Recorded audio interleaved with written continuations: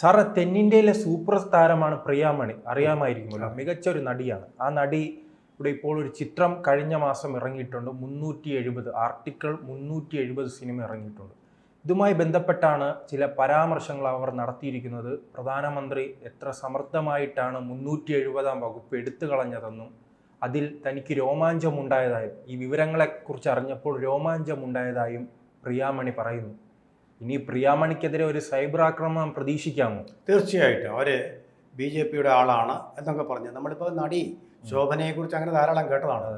Olympian ഉഷയെക്കുറിച്ച് വരെ പറയാൻ മടിയില്ലാത്തവരാണ് മറുവശത്ത് നിൽക്കുന്നത്.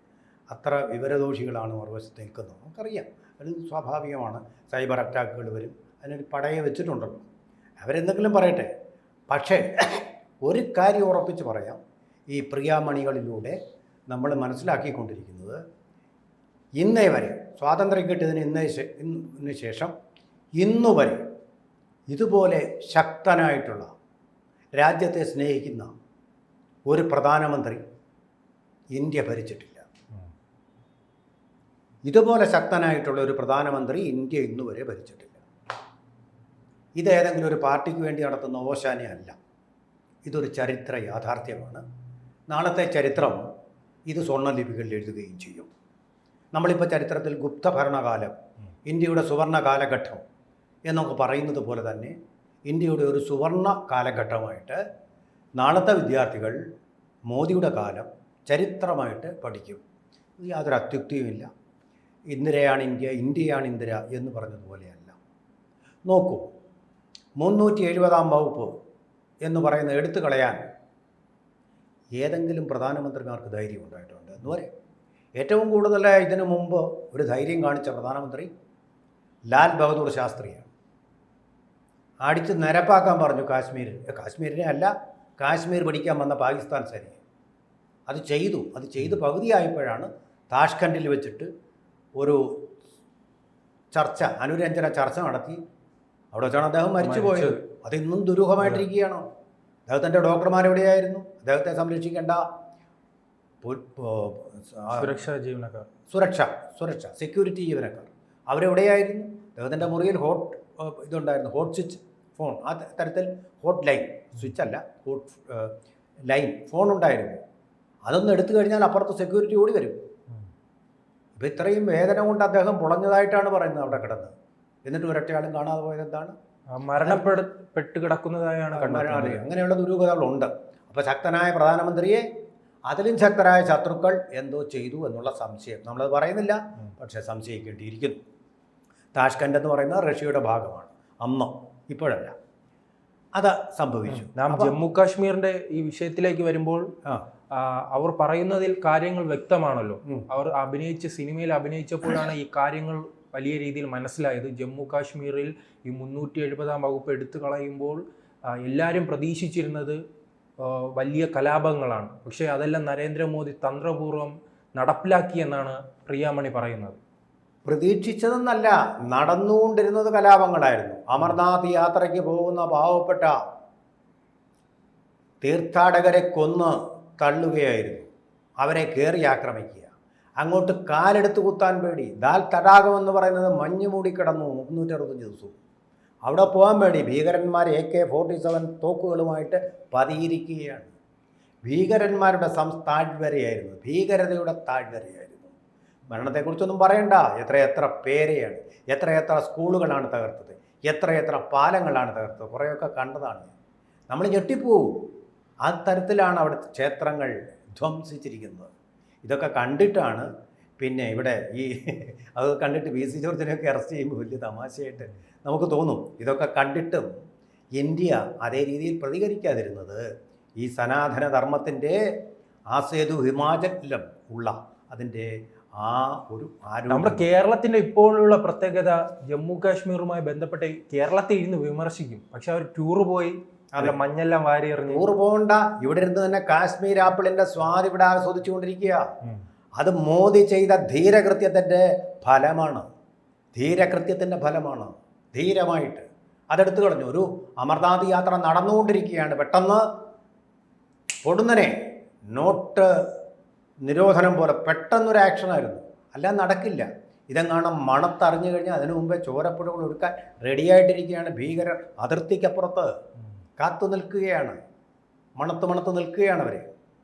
അവർക്കിടയിലൂടെ അതാണ് ശരിയായിട്ടുള്ള വടിവാളുകൾക്കും ഗ്രനേഡുകൾക്കും AK-47 തോക്കുകൾക്കും ഇടയിലൂടെ നടത്തിയ ധീരമായ യാത്ര. അത് പറഞ്ഞ അസംബ്ലിയിലോ പാർലമെൻറ്റിലോ കയ്യടി നേടുകയല്ല മോദി ചെയ്തത്. ആ പീസ് ഇന്ന് വരെ മെയിൻറ്റെയിൻ ചെയ്യപ്പെടുന്നു. ഇന്ന് ബീഹാറിലെ തൊഴിലാളികൾ അവിടെ പോയി പണിയെടുക്കുന്നു. തമിഴ്നാട്ടിൽ നിന്നുള്ള തൊഴിലാളികൾ വരെ അവിടെ പോയി പണിയെടുത്ത് പണം ഉണ്ടാക്കി വീട്ടിലേക്ക് അയച്ചു കൊടുക്കുന്നു.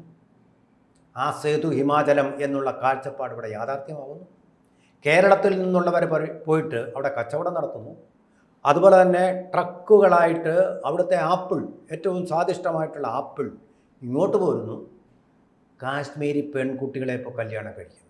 മറ്റാരും തങ്ങളെ നമ്മുടെ വംശശുദ്ധി നിലനിർത്താൻ വേണ്ടി മറ്റാരും കല്യാണം കഴിക്കരുതെന്ന് ശഠിച്ചിരുന്ന കാശ്മീരി പെൺകുട്ടികളെ കല്യാണം കഴിച്ചു കൊണ്ടുവരുന്നു. നടക്കുന്നുണ്ട് ആ സംഭവങ്ങൾ. ഇതിനൊന്നും വലിയ പബ്ലിസിറ്റി ഒന്നും കൊടുക്കുന്നില്ല. ആപ്പിളുകൾ നമ്മൾ രുചിച്ചറിയുന്നുണ്ട്. കാശ്മീരി ആണെന്നറിയാതെ തന്നെ ആ ആപ്പിളുകൾ നമ്മൾ സ്വാദാസ്വദിക്കുന്നുണ്ട്. എത്ര പേരാ ടൂർ പോകുന്നത്?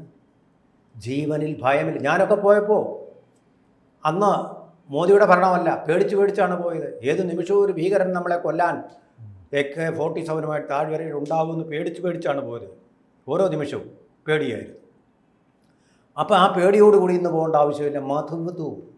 മധുവിധു ആഘോഷിക്കാൻ അവിടെ പോകുന്നു. സ്വിറ്റ്സർലൻഡിൽ പോകുന്നത് പോലെ സമാധാനമായിട്ട് പോകുന്നു. അത്ഭുതപൂർവമായ വളർച്ചയാണ് ടൂറിസവുമായി ബന്ധപ്പെട്ട് ജമ്മു കാശ്മീരിൽ ഉണ്ടാകുന്നത്.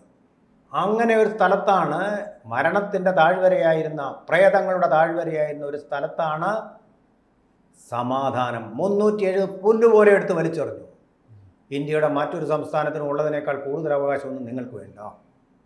അവിടെ കൊടുക്കുന്ന പോലെ സംവരണം, അവിടെ പാവപ്പെട്ടവരും. പക്ഷേ ഇന്ത്യ മുന്നണി ഇപ്പോഴും കരച്ചിലാണ്. അവരെന്തിനാ? കുംഭമേള നടന്നപ്പോൾ അവർക്ക് കരച്ചിലായിരുന്നില്ലേ? ഇന്ത്യ മുന്നോട്ട് പോകുമ്പോൾ അവർക്ക് കരച്ചിലാണ്. ഇന്ത്യയുടെ കാല് പിടിച്ചിട്ട് പുറകോട്ടാക്കാൻ പരമാവധി നോക്കുക. രാഹുൽ ഗാന്ധിയും സംഘവും എല്ലാം കൂടി മുന്നോട്ട് പോകുന്നത് തടയാൻ.